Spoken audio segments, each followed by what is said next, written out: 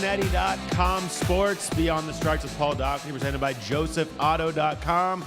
We are here live at the Moerlein Lager House. Maybe best intro we've ever had on this show. The crowd is ready to go this week. Doc, are you ready to go this week? I'm always ready to go. Just the differing stages of readiness. After Sunday, I think the Bengals are ready to go, but I'm not sure. Well, when you've won 2 games in a row, it's hard not to be at least a little happy at this point. Lindsey Patterson also here with us. Lindsey, I'm here. I'm ready to go. What'd you think about Sunday? You know what? It was nice to see Andy Dalton have a great game. I wanted that game to be some game where the defense kind of struggled and the offense kind of had to bail him out a little bit. But my question is, will Andy Dalton ever get credit? We will find out. And when you're talking about Andy Dalton needing credit, we might as well go to Joe Reedy, who I think broke down every possible statistical angle of Andy Dalton's career thus far on the walkthrough on the blog this morning. Joe, how are you? I'm doing good, Paul. Let's start talking Andy Dalton, because when we talk Bengals win over the Bills, all anybody ever wants to talk about around here is Andy Dalton. They cannot get enough. The question is it enough? Is what he did enough? I think everybody on this desk has written about this. Define enough. Is it enough for them to win 9 or 10 games? Sure. Is it enough for them to advance beyond that and win a playoff game? Maybe not. I don't know. What was your problem with this week? You had a problem with this week. It's hard to have a problem with a guy who throws for 300 yards and manages the game as well as he did. If I had a problem, it is that he is still perfecting the horizontal passing game. A lot of those yards, the infamous yak yards after catch, you're not going to be able to throw 2 screen passes to wide receivers every week that cover like 94 yards. You're not going to be able to improvise a shovel pass to a running back for a 20-yard touchdown. At some point, you're going to have to prove to defenses that you can stretch the field. Otherwise, safeties start coming up. They start playing those screen passes. They start playing those swing passes. And if you can't go over top, you're in a bit of trouble. I mean, if you're okay with 9-7, 10-6, no problem. Andy Dalton played great. I tend to think that the expectations for this club are a little higher.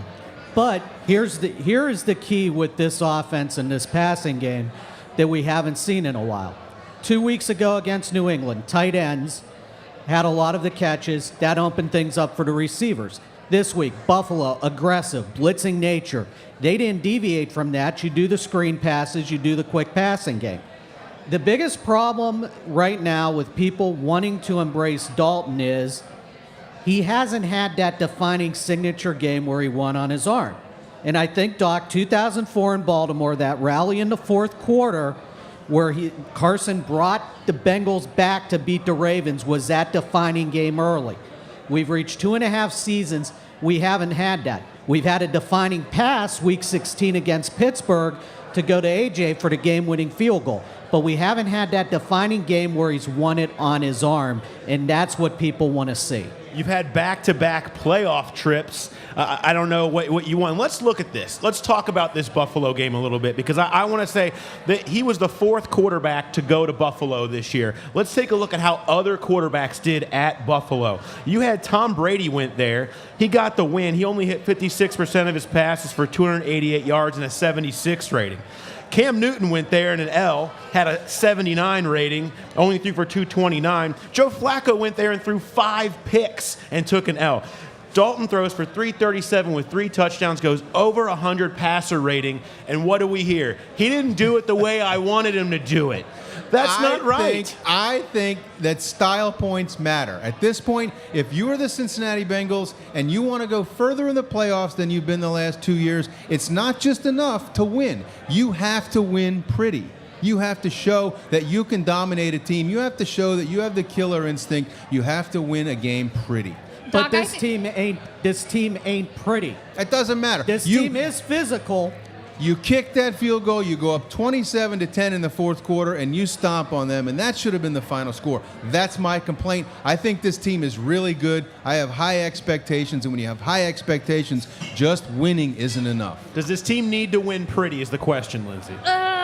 I think a win is a win. It's going to count the same at the end of the day. It's going to count the same at the end of the season. Just win the game. get out of there, get out of Buffalo with the win. I think if they would have lost that game in overtime, that would have been a devastating part of the season. That would have been worse. So you take the win. I'm okay with it. It didn't have to be pretty for me. The touchdown passes were pretty. I don't. You're right. A loss would have been absolutely devastating. I don't know that I buy. Here's the thing. What percentage of the time does Mike Nugent nail that kick? The majority of the time. So if you're giving me, let's say 90% of the time he makes that kick, you're giving me a 90% chance that game, because if he makes that, it probably ends 27-17 or something like that. You would have considered that a pretty blowout win, would you not have, Doc? Well, maybe, but we don't know. The fact was he missed the field goal. I can't deal with hypotheticals. I can only go with what I see on the field. Fact is, you're up 24-10. You missed the field goal. You give up 2 deep passes to a guy who's just coming off the practice squad, and it's a tie ball game going into overtime. And Buffalo is decent. It wasn't as if Buffalo was a bad team. Buffalo's a pretty good team, and they're very good at home. Again, my expectations for this team are such that winning pretty matters. Style points matter to me at this point. And the heart of the issue is, too, with this team, not just offense, but throughout. Mistakes have killed them. Special teams hold against Alex Smith, which leads to a re-kick, and Darren Simmons' adage about re-kick, we cannot say, even on the internet, they're bad, and we'll put it that way, leads to this. And this is a team where no matter what phase, they don't make it easy on themselves. In the fourth quarter, perfectly bore witness. 3 coverage breakdowns, bomb in the first quarter, led to a touchdown. Fourth quarter, I don't know what the heck they were doing on fourth down, leads to a touchdown. Then Terrence Newman, for one of the rare times this year, because I write about him on Sunday, blows a coverage, and next thing you know, it's tied. This team has to play as perfectly clean as possible, and they still haven't done that yet. Well, let's talk about our JoeSfilo.com drive of the game. The Bengals go 98 yards after a goal line stop, soak up 5 minutes, 4 first downs. They take the 17-7 lead. Are these? There seems to be this notion out there that these long drives are not a good thing. You touched on the long drive concept today. Yeah. Why are these not necessarily good? I didn't say they weren't necessarily good. I said they're kind of a mixed blessing. On the one hand, obviously, if you are competent enough to drive the ball 98 yards in 12, 13 plays, your offense is rolling. The play calling is good. The execution is very good. Everything is going. Eating up clock, that's wonderful.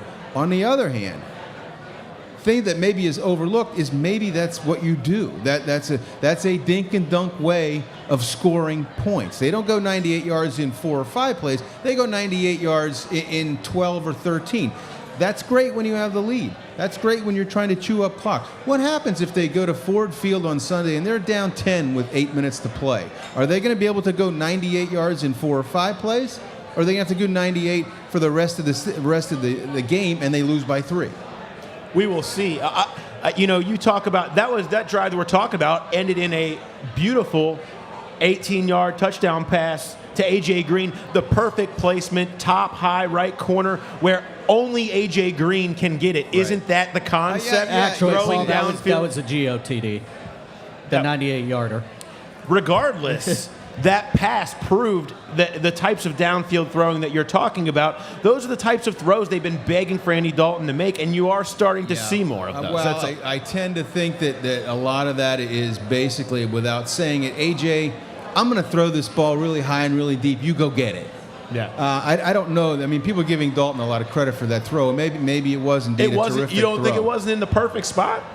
I'm not saying it wasn't. I'm just saying that he tends to just throw it up there and say, AJ, go get this. And more times than not, AJ does. I tend to think that Dalton needs to donate about 20% of his paycheck weekly to AJ Green. There's nothing wrong with throwing it up to a good receiver, right?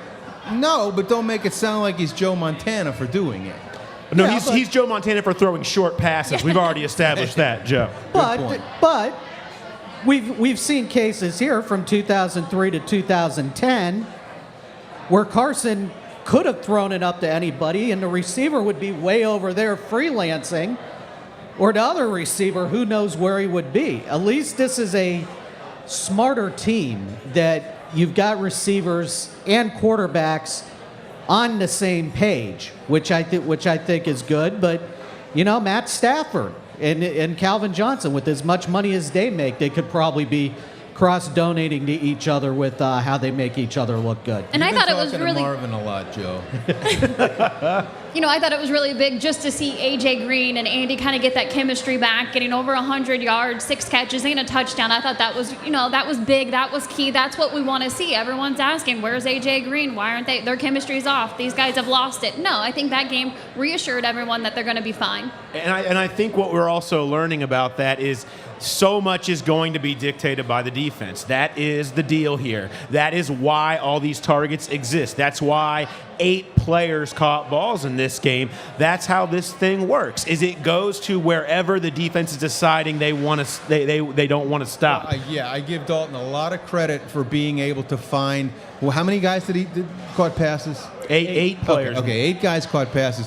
Props to Andy Dalton for being able to do that, for realizing what's going on and being able to utilize every single skill player he has, and they've got a bunch of good ones. It's how the narrative changes depending on who you are. If Peyton Manning recognizes the defense and throws a quick screen to Demaryius Thomas and it goes 88 yards, it's Peyton Manning is a genius. He saw the hole in the defense and threw the quick pass. Yak yards aren't the issue. Well, that's because he is a genius. That's true. But if Andy Dalton does it, why didn't he throw the ball down the field? That's because all he's I'm not saying. a genius. In your opinion, but it's just amazing. In anybody's it's opinion. amazing the prism how they are viewed because that's the way it's chosen to. The game manager tag gets thrown on him, and everybody thinks of it negatively. But until he wins a game on his arm, Right. these Exactly. discussions are going to continue. He's got to win one game, one big game, hopefully in prime time, because he's been awful in prime time, on his arm. Until that, this debate's going to continue.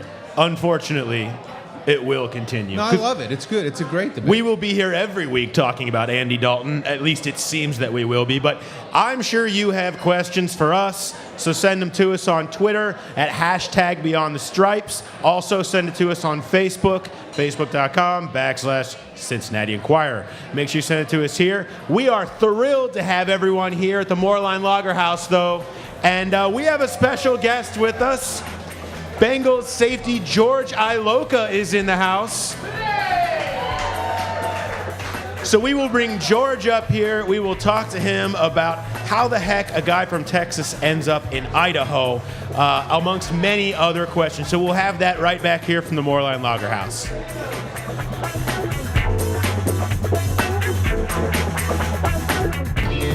Chris, how you doing? Hey, what's happening? This place looks awesome. Brand new showroom, brand new service department. Now all I need is a new caddy. And I'm thinking the North American Car of the Year, the ATS right here. What do you think? Nice car, Chris, and only $299 a month. But a guy your size, you need the comfort, the technology that this car has. The XTS for only $399 a month. For $100 more, I can do this? $100. I'll win that from you on the golf course. Come on, let's do it. Compliments of Camargo Cadillac. Where should we go to eat tonight? How are the Reds doing? What time does the movie start? Did you hear about the new Bengals Check player? out this photo gallery. Did you check out the bands coming to the shared Cincinnati this Bengal? with Great. I missed the story. Sure, what? If you don't read The Enquirer at Cincinnati.com, you're missing out on what everyone's talking about. Breaking news, the best local events calendar, and in-depth stories. Updated all day long. Subscribe now at Cincinnati.com/subscribe. The Enquirer at Cincinnati.com. It's what everyone's talking about.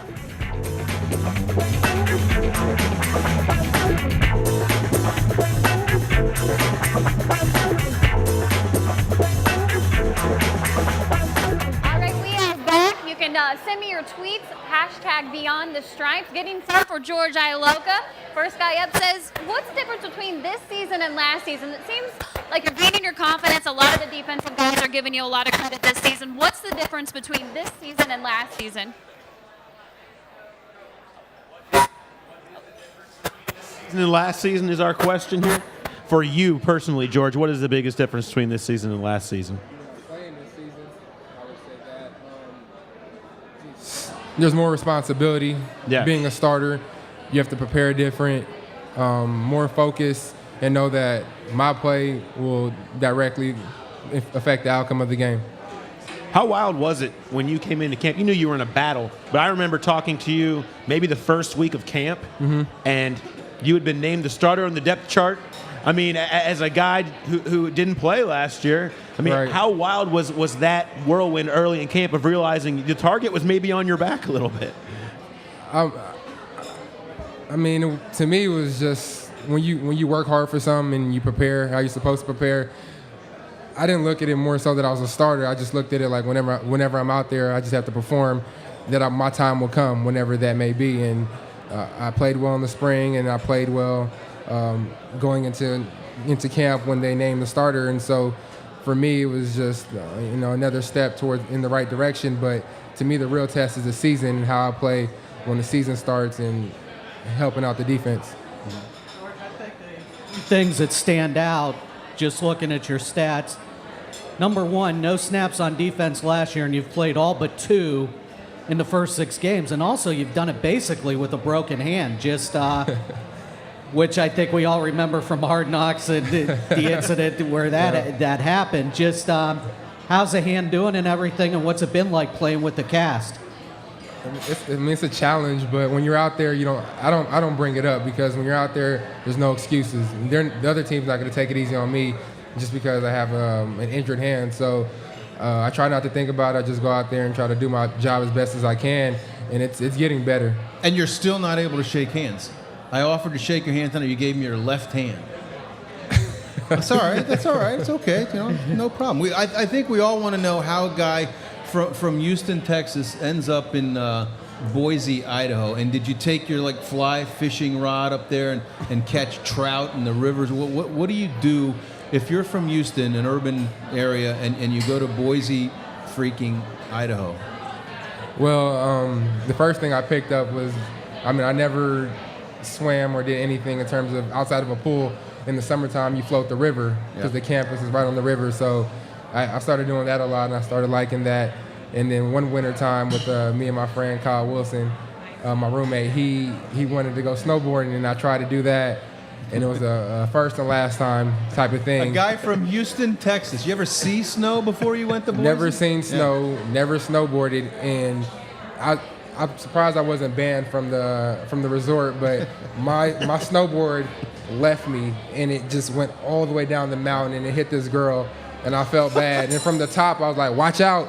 But obviously they couldn't hear me, and when I got to the bottom, they were just like, either stay at the kiddie slopes or, you can't come back. I cannot imagine the coaches at Boise were real excited about you going snowboarding, by the way. Oh, yeah. They told me I can't go back because I fell quite a bit. I had a cut on my shins, and they were just like, after football, you can do what you want, but right now, be smart. You spent summers up there, then. Did you go home at all to Houston? I went home for like a week or two, we had to stay there during the summer and lift weights. Again, give us a brief description of Boise and what it was like spending 50 weeks a year there. It's small. It's a college town, so if you're not an athlete or a student, you won't have anything pretty much to do. But they showed me love out there. Everyone. I have no complaints. There's house parties. There's the river, the mountains. There's a few things to do, but honestly, it was just football, school, and then parties, really. How much because I think the Fiesta Bowl game against Oklahoma was your junior year of high school? Yeah. How much was that the first time you heard or watched Boise State, and did that game and the whole Ian Johnson proposal and stuff, what was it like seeing that? Honestly, I didn't watch the game. I knew nothing about the game until after I committed. And then people asked me, like, you committed to the school that beat Oklahoma? I said, what school? And then I watched it on ESPN Classics, but I didn't know anything about it when I committed. When I committed to Boise, it was simply because they're loyal to me, and I got a good vibe from the fans when I was out there, and they win a lot of games. So, and then when I found out obviously about the whole Fiesta Bowl thing, it was cool knowing that because that was one hell of a game. Well, that was a memorable game there, but what was your most memorable game there? Because Boise's played some pretty memorable ones during your tenure, right. a lot of W's. I mean, what was the most memorable one for you? I would say against TCU in the Fiesta Bowl my sophomore year against Andy, actually, and we won undefeated. We went 14-0. We beat them by a touchdown, and it was just a good game overall, a good defensive game, good offensive game, and then, you know, we had like one of our vintage Boise State fakes in their trick plays, and we won the game. How often does that come up in the locker room with Andy Dalton? We don't really talk about it. When I first got here last year, you know, I knew of him. You know, I played against him in high school my sophomore year, but he just looked at me. He was like, "We beat y'all more, so just know that." And I was just like, "We beat you where it count in the Fiesta Bowl." So besides that, we don't really. I mean, that's in the past. Now we're teammates. Now you have been kind of front and center in this whole debate about guys getting hit, guys personal fouls, guys getting concussed. Your hit on Jermichael Finley, and he has said since that it was a clean hit, it was a legit hit. You got fined $15,000 for that hit, and he was concussed. Are you at a point now, George, where you really sometimes wonder, where am I supposed to hit these people to bring them down?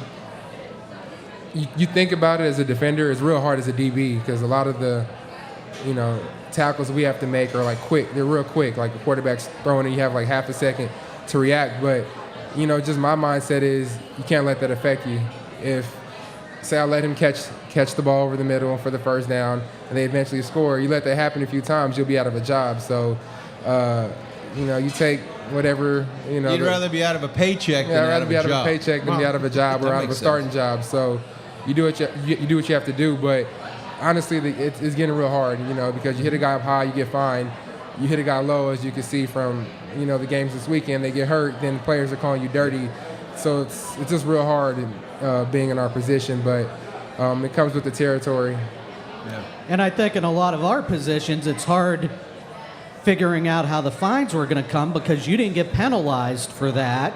I mean, usually on 15-yard penalties, we have a good idea when the fines are coming and stuff, and then kind of heard on Tuesday and Wednesday, wait a minute, why did George get fined? And from what I understand, still currently in appeal, right? Where I think that chances of appeal are pretty good. Yeah, it's still in the appeal process right now.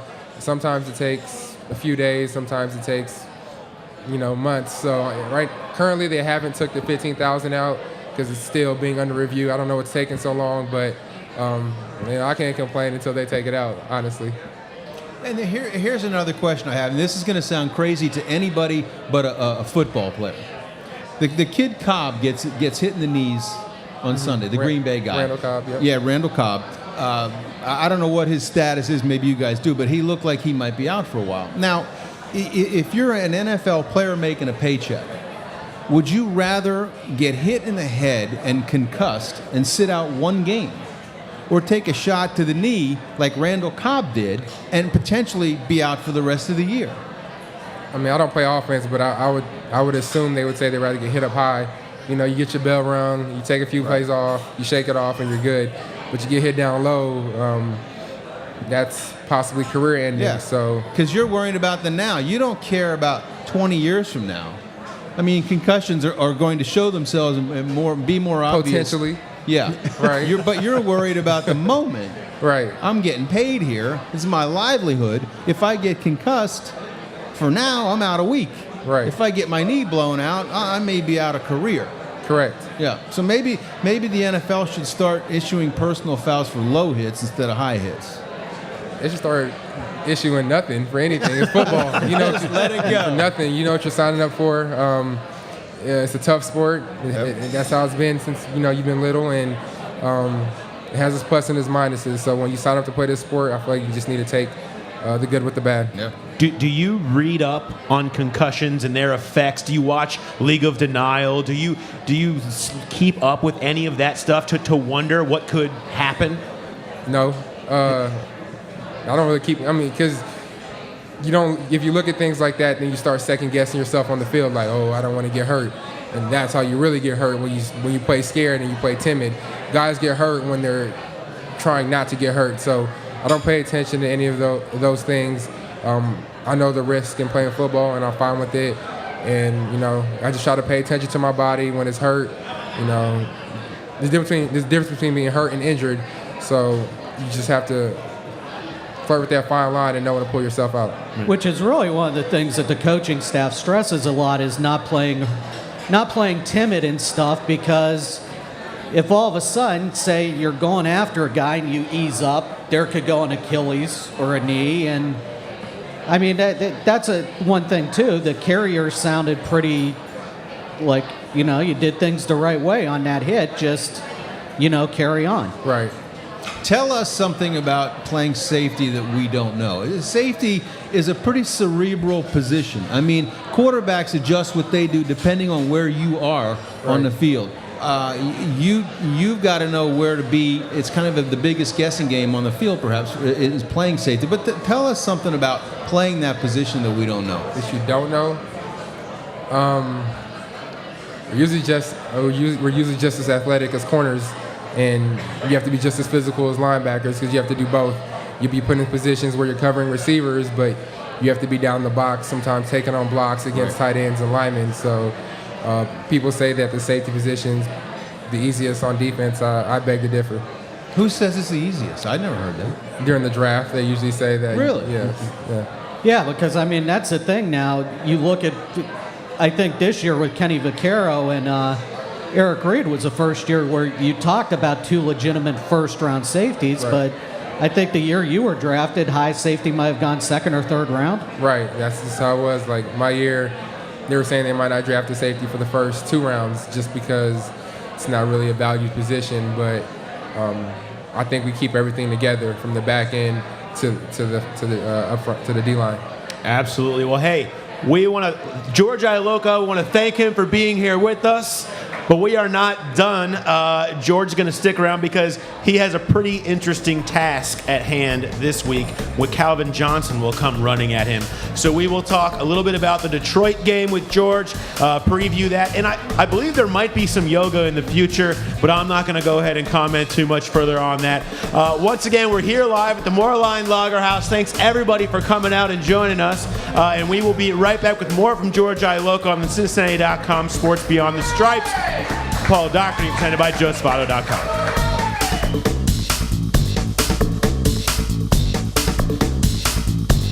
Do not, I repeat, do not buy a 2013 Chevy from another dealer. Not when you can get a 2014 from Joseph Chevrolet for the same price or less. Seriously, Joseph Chevrolet's 2014s are a better deal than anyone else's 2013s. $129 a month for a new Cruise?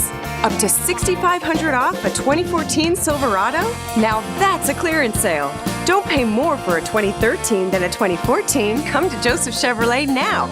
Uncle Ray. Where should we go to eat tonight? How are the Reds doing? What time does the movie start? Did you hear about the new Bengals Check player? out this photo gallery. Did you check out the bands coming to the That's the story. Sure, what? If you don't read the Inquirer at Cincinnati.com, you're missing out on what everyone's talking about. Breaking news, the best local events calendar, and in-depth stories. Updated all day long. Subscribe now at Cincinnati.com/subscribe. The Inquirer at Cincinnati.com. It's what everyone's talking about.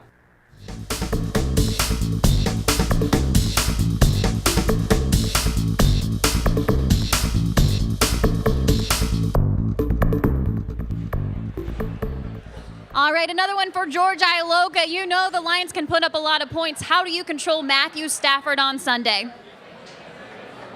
How do you control him? Pay attention here. This is live television, bro. I couldn't quite hear. How do you control Matthew Stafford on Sunday? By eliminating the big plays, controlling Calvin Johnson and making sure he doesn't get off for a lot of, big catches or touchdowns and tackling. Have you ever seen a challenge like Calvin Johnson? I mean, at 6'5", 240, running 4.5. I mean, how do you even consider confronting that as a safety when you see him coming at you? You confront it. That's why I play safety. I don't know. I mean, he's just like a big, fast tight end, like a real athletic tight end. But quick like a receiver. So, I mean, if he catches the ball, my job is to bring him down however I can. And the plan is not to let him catch the ball. So there's no, fear in terms of Calvin Johnson, but you respect him as a player, and you know that, he's an all-star. How much will going up against AJ regularly in practice maybe help prepare you? They're different, but they're similar in the way they can high point the ball and things like that. You would have to ask the corner more. You won't see me. I don't think you'll see me in man coverage against Calvin Johnson that game. You probably see me in some help situations, but just going against AJ every day prepares you for better receivers because of what he's capable of doing, high pointing the ball, like you said. He's fast, quick, and so that will kind of help us out in terms of getting ready for Calvin Johnson. Yeah. Which I think the two matchups, for you, George, the two guys you're going to face, Reggie Bush, right, because of how he can catch a ball coming out of the backfield, and Joseph Foria, undrafted tight end for the Lions, who had 3 touchdowns against Cleveland and has been a big red zone threat. Right. Just what's he like? The tight end? Yeah. Well, he did a good job in the red zone last week. I remember after the Bills game, we're on the bus. You're watching highlights around the league. And I told the coach, I'm like, the tight end had 3 touchdowns? He's like, yeah. It's like, cool. As a competitor, you always want to go up against the best. And this week would kind of remind me of going into Browns week when the coach is really harping on the tight end, like make sure you get hands on him, make sure you keep an eye on him and things like that. In terms of Bush, how much facing Gio in practice each day will that help? Because they're almost similar in how they can catch it coming out of the backfield. I think Gio has prepared Ray and Vontez pretty well for guarding running backs out the backfield because Gio does a real good job, as y'all seen, catching balls out the backfield and making guys miss. So that just going against that every day will prepare us and trying to cover Bush. It's inside, and it could be loud. Does that make any difference to you in terms of being able to hear calls, relay calls? Does the noise have any effect at all on you?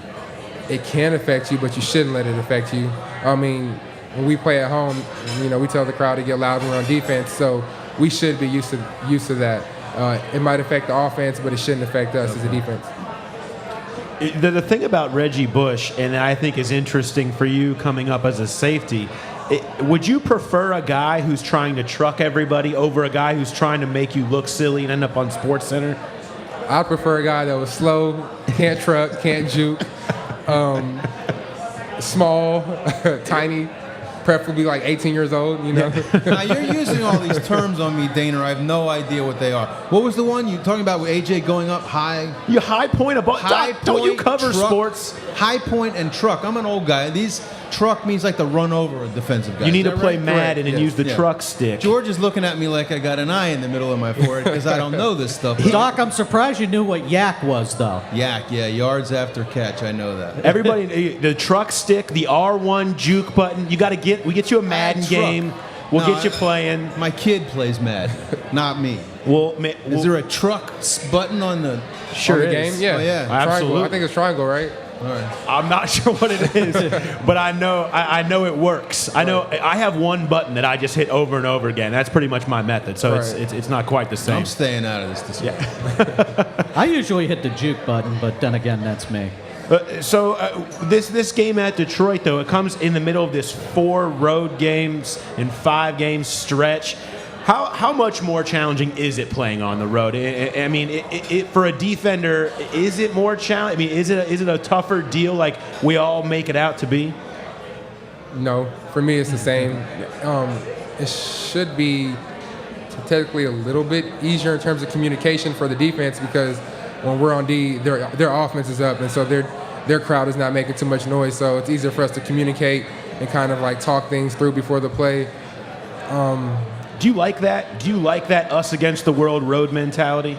That some teams will take on, hey, get loud, bring it. We're the only ones in here rooting for us, but that's okay. I just like being out there, honestly. For me, it's just like when we every time we step on the field as a defense, it's like, all right, let's just get them off the field. No matter what happens on special teams, no matter what happens on offense, it's our job to get them off the field. And whether it's at home or on the road, no matter what distractions you may face, you just have to do your job. And that's the mentality I take when I'm out there. Just gonna truck on some guys trying to high point him. Feel me? That's not the right terminology. You can't truck a guy high pointing the ball. You can't truck a guy high pointing. You get fined. You can use the big hit button if a guy tries to. The big hit button. There you go. All right. They got to get rid of the big hit button. The NFL is probably going to get rid of the big hit button here pretty soon. They might. Actually. They won't let you do it. I know that much. They won't. Absolutely. Hey, we want to thank Geirge Iloka for talking a little bit about Detroit. Thank you. Absolutely. Because it's now that time. You mean where I beat you? That's your opinion. We've changed. We've altered. We have our 3 and out debate here this week.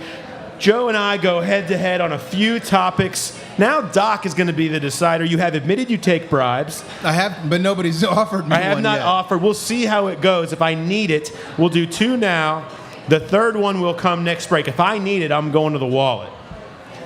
Before we start, this deal is over. Go ahead. You got no shot, Dana. if I can overcome this, we'll see. Let's start it off.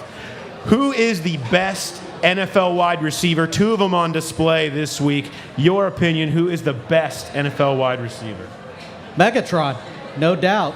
Athletic, tall, just the speed too. With how he's able to get the ball, he's just a complete package. And when you set a record for the number of catches that he did last year, the average yards per catch, we saw him 4 years ago here make a dramatic catch where I think the safety is still out around the 5 or 6 yard line somewhere. That I just look at his game. I see no flaws.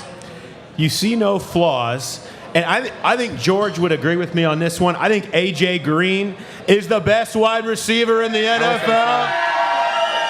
That's right. I can pander. I can pander to the crowd. You're pandering hard. Well, here's the thing. Who do you want on your team right now? I mean, you've got Calvin Johnson. He's not an old guy. He's 28. Give me the young guy. Give me with the potential who can do more things. Calvin's got all the physical abilities, put up all the numbers. The high point ceiling, because the high point, you can high point the ball. The ceiling on him is so high. I want to see how far it can go. If it's today, if it's my team, give me A.J. Green, and I'll coast for the next 10 years throwing it up to him. Because apparently any quarterback can just throw it up to him and he'll catch it. But Calvin is instructing and teaching AJ, so I'm taking Calvin. That's fine. That is a great point, Reedy. So is this. Yes. A.J. Green works out with Calvin Johnson in the offseason. It is a teacher, by A.J.'s own admission, a teacher-pupil relationship. I'm not sure how you can vote for the pupil over the teacher. A.J., great receiver. Because I get the pupil Calvin for longer. Johnson, I'm the judge here. Shut up. Calvin Johnson has been doing it longer and as well or better than AJ. Maybe 10 years from now we will switch and make that call. But I don't have the Ouija board here. I'm not in Vegas making predicting games. For the moment, Calvin Johnson, $10 actually says Calvin Johnson is better. And Joe Reedy wins that debate. If the only way you can beat me is resorting to bribery, I feel good about myself. So let's move forward. Here's the second one. We're going to Detroit this week. So let's go off topic here. Detroit is legendary for its music. Do you like the classic rock or do you like Motown? Which one is the most relevant? Which one's for you, Joe? At this point, I'm going to pander to Ma and Dad Reedy, who are currently watching, and I'm going Detroit classic rock. Grew up listening to Bob Seger, Ted Nugent. You look at Kid Rock right now. You look at Eminem. Do we have to look at Kid Rock? Are you using Kid Rock in your debate? I'm using Kid Rock in my debate. Do I even need to say anything at that point once that happens? Ted Nugent, Bob Seger. Bob Seger's still singing and doing it well because I am going against the wind, and I am going plus Kiss. And we've forgotten about Kiss. God bless Detroit Kiss. Rock City played at the face-off of every Red Wings game. One of the greatest hockey rock anthems out there. Absolutely. I'm going classic rock. You're hockey rock, and you can have it. I'll take 45 number one hits in the 60s and 70s. I'll just read the names, and you can say how they compare to Kid Rock. The Four Tops, the Supremes, the Temptations, Marvin Gaye, Stevie Wonder, the Jackson 5, the Spinners. I mean, My Girl? Who here loves My Girl? They sing about love, okay? You're singing about... Bob Seger sang about love. Kiss was just rocking all night and partying every day. They're all drunk. No, I want to sing about love. Give me Motown. That's what it's all about. Order in the court. Yeah. Where's my money? I shouldn't have to pay for you. My words speak for themselves. I'm going to go with Dana on this one. There we go. I got one name for you that you did not mention. Junior Walker and the All-Stars. Anybody of a certain age like me who actually grew up listening to this stuff, by the way, these guys, you especially, these guys are pretenders. Who? Young guys don't know nothing about Motown. I live Motown. You live Motown? I did. We did not. Name a few. Name a few what? They're some of the best. He just named them all. I just gave you one he didn't name, Junior Walker and the All-Stars. I've never heard of Junior Walker. Well, you need to check it out. I will. YouTube. Okay. You like saxophone? Not really. Well, you should still check I it like out. the piano. I do have Dana to admit, wins. the Motown 25 special, which I think I'm old enough to remember that, probably one of the greatest one of the greatest musical specials ever. There you Because go. that's where Michael Jackson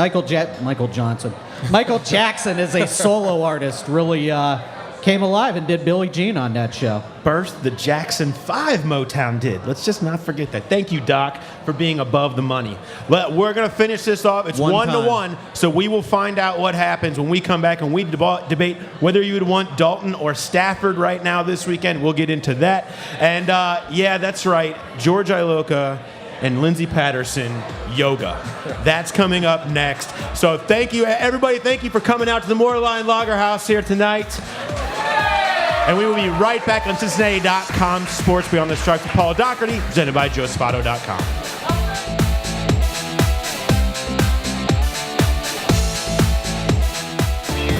Chris, how you doing? Hey, what's happening? This place looks awesome. Brand new showroom, brand new service department. Now all I need is a new caddy. And I'm thinking the North American Car of the Year, the ATS right here. What do you think? Nice car, Chris, and only $299 a month. But a guy your size, you need the comfort, the technology that this car has. The XTS for only $399 a month. For $100 more, I can do this? $100. I'll win that from you on the golf course. Come on, let's do it. Compliments of Camargo Cadillac. Where should we go to eat tonight? How are the Reds doing? What time does the movie start? Did you hear about the new Bengals Check player? out this photo gallery. Did you check out the bands coming to the Cincinnati Cincinnati Bengal. I missed the story. Sure, what? If you don't read the Inquirer at Cincinnati.com, you're missing out on what everyone's talking about. Breaking news, the best local events calendar, and in-depth stories.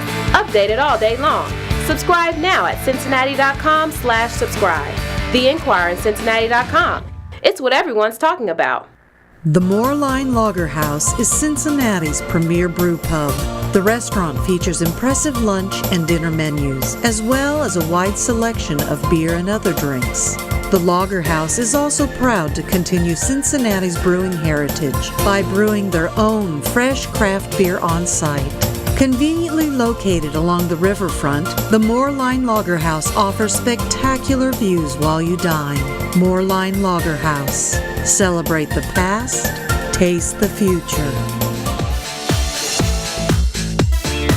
Chris, how you doing? Hey, what's happening? This place looks awesome. Brand new showroom, brand new service department. Welcome back. You know, the Bengals go to Detroit with 4 wins in 6 games and a 1-game lead in the AFC North. So why are we grumbling? Expectations. The game has changed for the Bengals and for the better.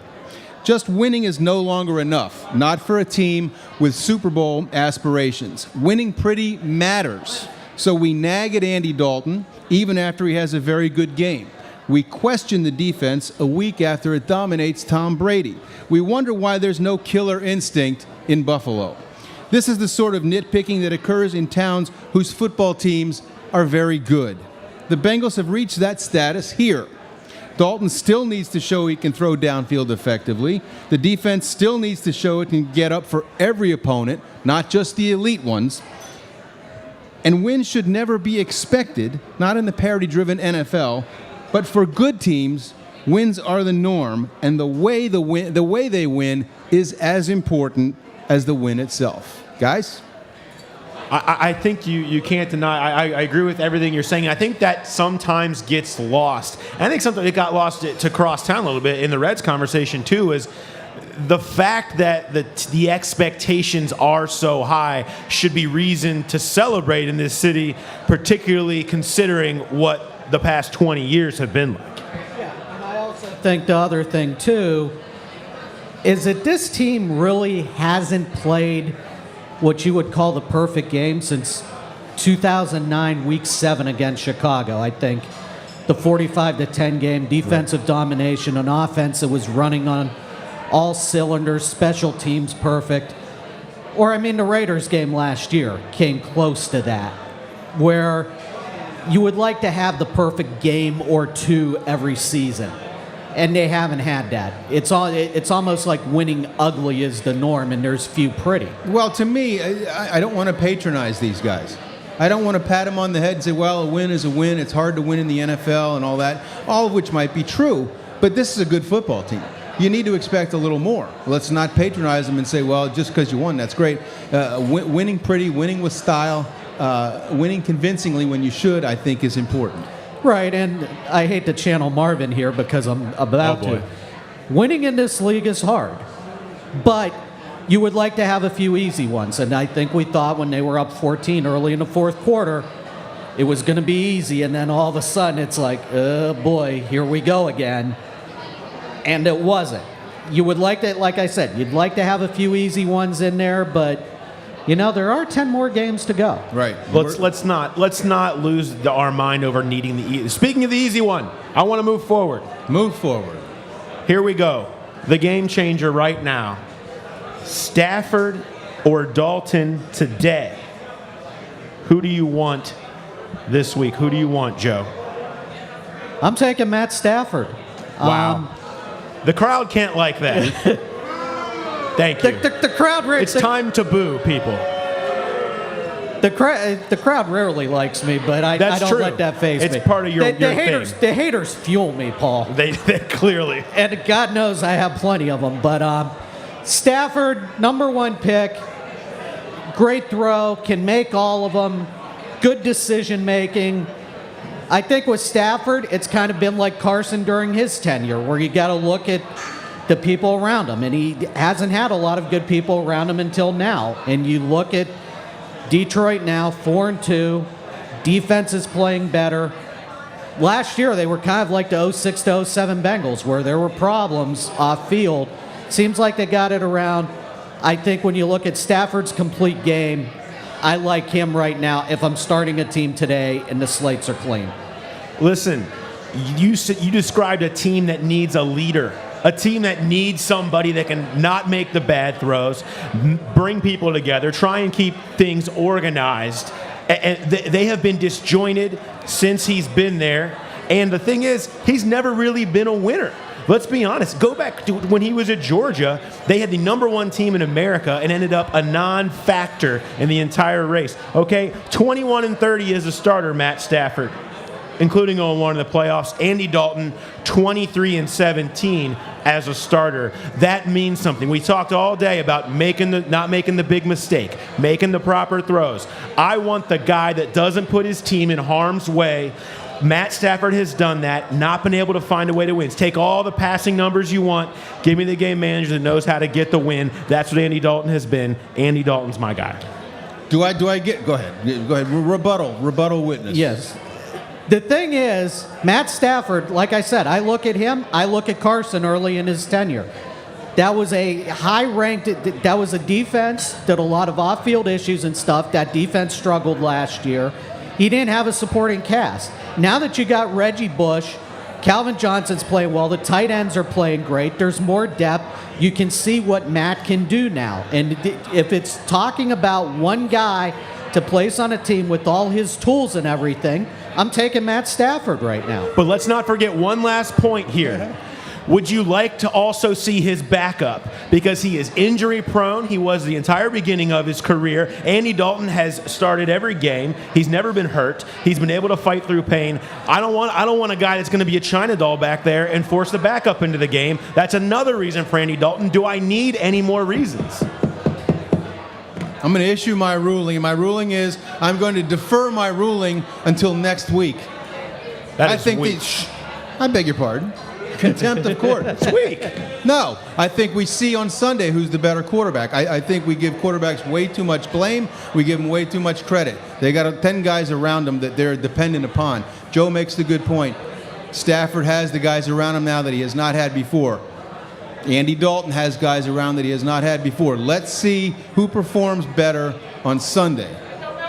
I don't like it. I think you should. Well, I'll take it. So if the Bengals win, I am the winner of this debate. Is that the deal? No, we'll revisit it quickly next week. I will decide who I thought played better. That's the only fair way to do it, and I'm the judge, so I can do whatever I want. I think you're just afraid to make a ruling while sitting right next to us. You're afraid I think Joe's Joe going to jump out gave of that me chair. $10, and you didn't give me anything. That's Plus, true. Doc, I'll be bringing those Cubans from Windsor to Awesome. the hotel. Absolutely. All right. Well, Lindsay, George, yoga right now. It is about to happen. I want to know, how did you start? When did you start doing yoga? This off season in January, I was back in Houston, and the coaches told me to take some time off, which I've never done in my life. So I had to pick up something. So I picked up yoga to try to work on my flexibility and just my core, and I ended up loving it. Would you say you're a pretty good teacher of yoga? We'll find out. I wouldn't say I'm like a perfect instructor, but I've done it for quite a bit, for about the last 7-8 months before the season started, and I've loved it. So I could talk you through a few poses. All right, we're going to do that then. What's the first one? What am I doing? We'll start with the hand to heart. It's literally called hand to heart. So you'll start. Okay, sounds easy. You start like this. So you're gonna do it. I got you. You're going to hold my mic? Yes. Hand to heart. No, hand to heart right there. And then we'll start in a downward fold. I don't know what that means. Downward fold. Okay. All the way down. Release your hands. I can't touch my toes. You can't touch your toes? No. So you need to do yoga. All right. So now halfway fold. Now you're starting in a front plank. You get in the plank position. Okay. No, a plank position.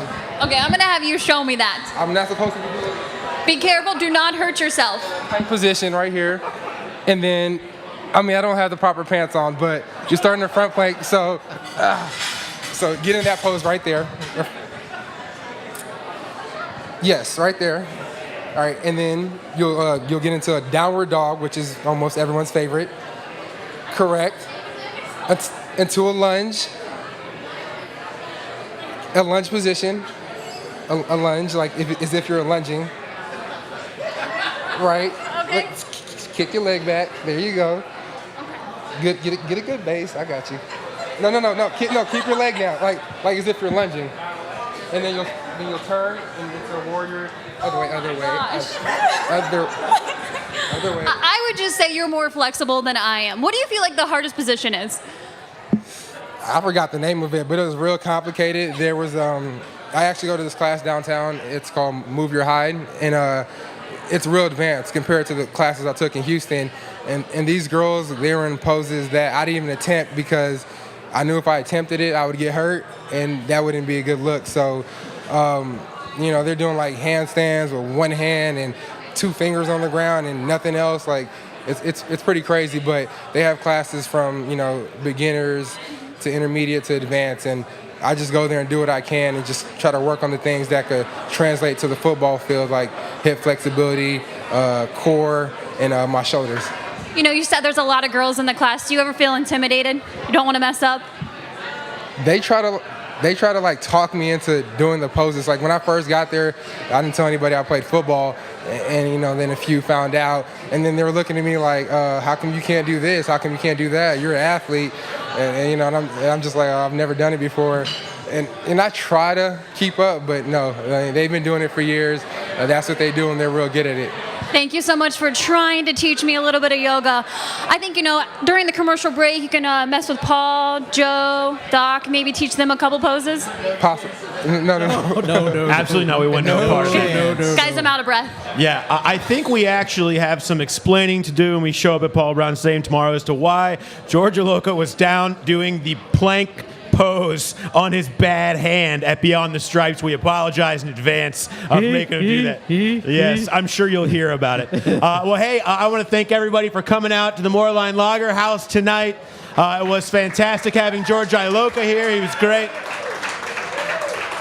Next week, special guest. Well, we couldn't get enough of him the first time. Marvin Jones is coming back next week. Maybe we bring a barbershop quartet to sing with him next time. We'll be making him sing again. But hey, we want to remind all of you to follow us on Twitter, at Joe Reedy, at InquireDoc, at Lindsey Patterson, at Paul Daugherty Jr., Cincinnati.com, the blog, the podcast, your tablet. Every media, we've got it covered. Talking Bengals. Make sure you get the app as well. It all comes right to you every week. 7 o'clock, Moerlein Lager House. We're here. Come join us. Thanks, everybody, for coming out tonight. We'll see you next week on Beyond the Shark, the Paul Daugherty, presented by JosephAuto.com.